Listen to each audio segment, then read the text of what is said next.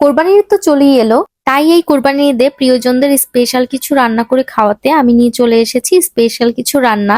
তার মধ্যে আজকের রান্না হচ্ছে বিফ তেহেরি। আসসালামু আলাইকুম, আমি Nusrat Sathi from my page and channel lazy peace by Nusrat. তো চলুন শুরু করা যাক। প্রথমে একটি পাত্রে আমি নিয়ে নিচ্ছি 1.5 কাপ পরিমাণের সরিষার তেল। তেলটা গরম হয়ে গেলে এরপর এর মধ্যে দিয়ে দিচ্ছি 1.5 কাপ পরিমাণের পেঁয়াজ কুচি। পেঁয়াজটা কিছুক্ষণ নেড়েচেড়ে ভেজে নিব। পেঁয়াজটা যখন নরম হয়ে যাবে তখন এর মধ্যে দিয়ে দিব 1/2 কাপ আদা রসুন পেস্ট। এরপর এর মধ্যে দিয়ে দিচ্ছি গরম মশলা, দিয়ে দিচ্ছি 3-4টা তেজপাতা, একটা বড় দারচিনি স্টিক, 4-5টা এলাচ, 4-5টা লবঙ্গ আর 4-5টা কালো গোলমরিচ। এরপর সবকিছু একসাথে কিছুক্ষণ ভেজে এর মধ্যে দিয়ে দিব কেটে ধুয়ে রাখা 1.5 কেজি গরুর মাংস। আমি এখানে হাড্ডি চর্বি সহ গরুর মাংস নিয়েছি আর ছোট ছোট পিস করে নিয়েছি। এরপর মাংসগুলো পেঁয়াজের মধ্যে দিয়ে দিচ্ছি।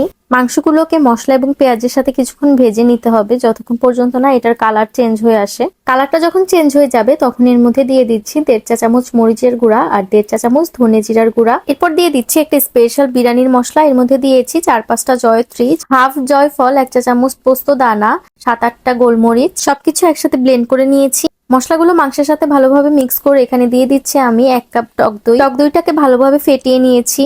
এরপর আবারও মাংসের সাথে টক দইটা ভালোভাবে মিক্স করে দিব। এখন এর মধ্যে দিয়ে দিব আমি 1 টেবিল চামচ টমেটো সস আর পরিমাণ মতন লবণ। এরপর মাংসটাকে ভালোভাবে কষিয়ে নিতে হবে। মাংসের স্বাদ কিন্তু মাংস কষানোর উপরেই নির্ভর করে, যত বেশি কষানো হয় টেস্ট তত ভালো আসে। কষানো হয়ে গেলে এরপর এর মধ্যে দিয়ে দিচ্ছি মিডিয়াম সাইজের 4-5টা আলু। ছোট ছোট আস্ত আলুগুলো দিলে আরো বেশি সুন্দর লাগে, আমার বাসায় ছিল না তাই দিতে পারিনি, আপনারা চাইলে ওটা ইউজ করতে পারেন। আরো দিয়ে দিলাম 2 চা চামচ চিনি, এটা অবশ্যই ব্যবহার করবেন, এতে স্বাদটা ভালো আসবে। এরপর আলু আর মাংসটা ভালোভাবে কষানো হয়ে গেলে আমি এর মধ্যে দিয়ে দিচ্ছি 1 কাপ পরিমাণ লিকুইড দুধ আর সাথে দিচ্ছি আরো হাফ কাপ পরিমাণ গরম পানি আর দিচ্ছি 4-5টা কাঁচামরিচ কুচি। এবার ঝোলটা একটু ফুটে আসলে আমি ঢাকনা দিয়ে রান্না করব। প্রায় 20 থেকে 25 মিনিট পর ঢাকনা তুলে দেখছি মাংসটা হয়েছে কিনা। এর মধ্যে আমি মাঝে 2-1 বার মাংসটা নেড়ে দিয়েছিলাম। আমার মাংসটা 80 to 90% কুক হয়ে গিয়েছে, বাকিটা আমার চালের সাথে কুক হবে। এবার মাংস আর আলুগুলোকে ঝোল আর তেল থেকে আলাদা করে উঠিয়ে অন্য একটি পাত্রে রেখে দিব। আমি 1 কেজি চিনি গুঁড়া পোলাওর চালকে ভালো করে ধুয়ে পানি ঝরিয়ে নিয়েছি। এবার ঝোল আর তেলের মধ্যে এটা দিয়ে দিচ্ছি। চালগুলোকে ভালোভাবে ভেজে নিব। ভাজার সময় আমার মনে হলো এখানে একটু তেল কম আছে, তাই আমি মিডলের একটু সরিষার তেল দিয়ে নিলাম। তেলটা ভালোভাবে গরম হলে আবারও এর মধ্যে চালগুলোকে মিক্স করে নিব।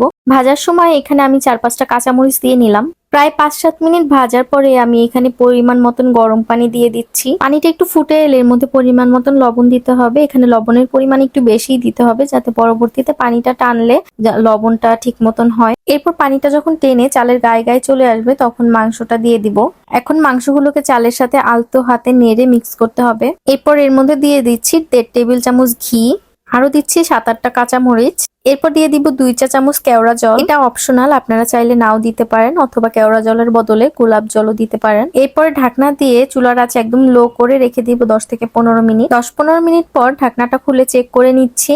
ব্যাস, হয়ে গেল আমাদের সহজ এবং মজাদার বিফ তেহেরি। কোরবানি ঈদ স্পেশাল আপনাদের জন্য কিছু মজাদার এবং সহজ রেসিপি দেখাবো।